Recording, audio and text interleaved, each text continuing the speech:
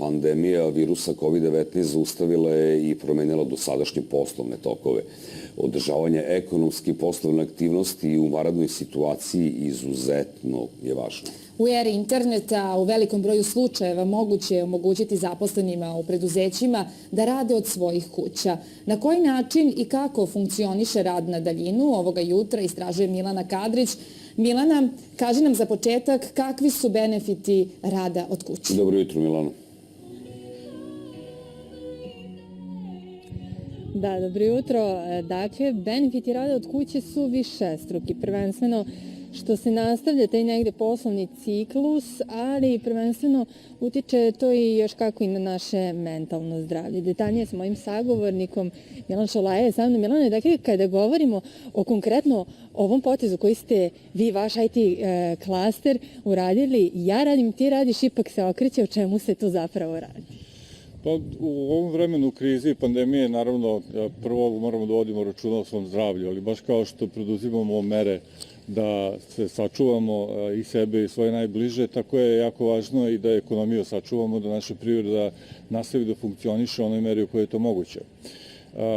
U tom svetlu nove tehnologije obezbeđuju mogućnosti i alate da se barem neki delovi, a možda u nekim situacijama i najveći deo poslovanja održi i da nastavimo da radimo. Zbog toga je upravo i naša članica Pozitiv pokrenula ovu akciju Ja radim, ti radiš, ipak se okreće, sa namerom da pomognemo ljudima da primene nove tehnologije i da pomoću njih održe svoje procese rada u onoj meri u kojoj je to moguće i da se privreda nastavi.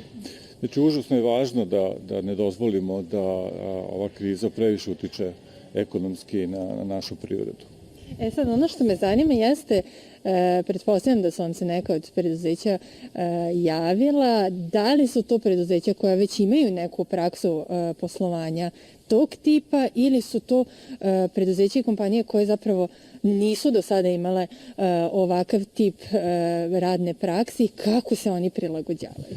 Da, pa, ima i ovih i onih. Nažalost, situacija u Srbiji je takva da tek možda svako 7. ili 8. preduzeće koristi nekakav ozbiljni softver u svom poslovanju, što nije dobro, jer bez korišćenja novih tehnologija praktično nije moguće ostvariti porast konkurentnosti, izaći snažnije na strana tržišta i održati uopšte privredu bilo koje zemlje. U tom smislu imamo pomak, znači u posljednjih godinu dana konačno je domaće tržište počelo malo da raste, čak 10% smo imali porast, što je jako dobar signal o tome da su ljudi počeli malo više da koriste nove tehnologije u svom poslovanju. Tako da ima i ovih i onih koji se javljaju. U suštini važno je naglasiti da onaj deo poslova koji može da se organizuje uz pomoć novih tehnologija jeste ono što je vezano za komunikacije, ono što je vezano za administraciju. Ne možete sigurno proizvoditi dobar deo onoga čime se ljudi bave na internetu, ali zato možete na internet prebaciti komunikaciju, organizovati sastanke, uraditi administraciju sa udaljene lokacije i mnogo toga uz pomoć paketa softvera koji su na raspolaganju, a mi smo tu da u tome pomognemo savetom i na svaki drugi način ukoliko je to moguće. Voljela bih, evo sad ste spomenuli, dobar primer čini mi se su organizovanje pijačnih prodavaca, do duše nemaju softver, imaju društvene mreže. Kako to komentarišete? Koliko je to dobar primer da ta grana privrede nestane? Pa, tu su u suštini radi o trgovini i to ono koje je možda nama, običnim građanima, negde i jedna od najvažnijih, a to je pijaca i nabavka. Mislim da je to hvale vredna inicijativa. Naravno, ja ne mogu da ne naglasim da je jako važno i u tim kontaktima koristiti zaštitu, biti u predostrožnosti, ali da, to je jedan od primjera na koji način od primjera koji pokazuju kako može da se koristi nova tehnologija za komuniciranje i organizovanje posla. Apsolutno.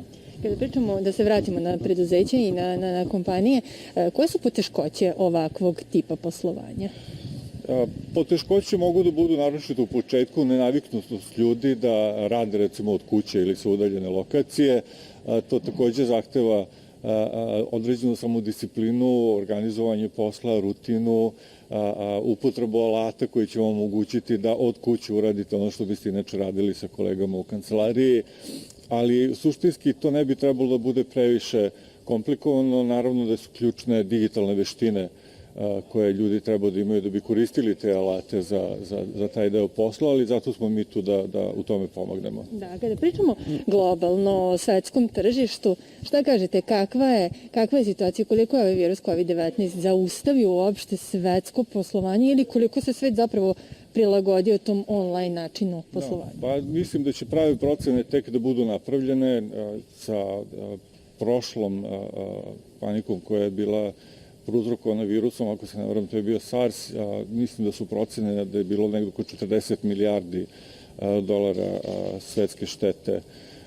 Verujem da moja slobodna procena će ovaj puta biti mnogo više, upravo zato i što je epidemija imala snažnije efekte na ekonomiju, ali kažem, ostaje da se vidi. Definitivno će biti ozbiljnih posledica i bit će recesije, samo je sad pitanje u kojoj meri će to da nas zadesi. Hvala vam najlepše na vašem vremenu u ovoj vanrednoj situaciji za jutarnji program. Dakle, čuli ste što se tiče poslovanja, ono bi trebalo da se nastavi kada su kompanije i preduzeća u pitanju koje imaju mogućnosti da to obavljaju online. Čuli ste Milana Šolaju, njegov IT klaster je organizovao pomoć takvim preduzećima kroz kampanju Ja radim, ti radiš, ipak se okreće, kako bi ukazali da prosto poslovanje mora i u ovim uslovima na neki način da funkcioniše.